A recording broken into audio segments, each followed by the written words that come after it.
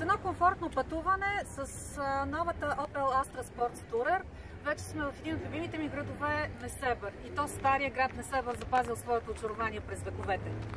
Astra Sports Tourer се представи отлично в летните горещини. Климатикът работеше на максимум, защото температурите не се шегуват. И въпреки това средният ни разход, който показа на магистралата София-Бургас, е 4,9 на 100. Отличен разход, бих казала. Автомобилът е с много ярка предница, отличима, с тези две хромирани лайсни, с интересна предна решетка и голямата светкавица, която гордо е застанала отпред.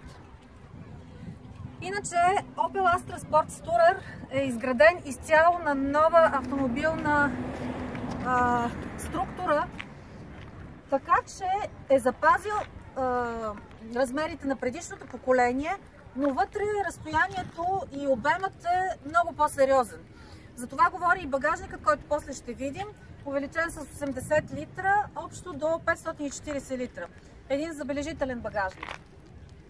Автомобилът е с много елегантна форма, която се подчертава също от тази запазена лайсна, която създава цялата аеродинамика на автомобила, леко полегнал напред, назад издигнат, с спойлер отзад, който дава цялостната динамика и цялостния характер, и затова автомобила реално много добре се движи. Има страхотна инерция, нещо, което го забелязахме докато пътувам, и е истинско удоволствие да пътуваш с него.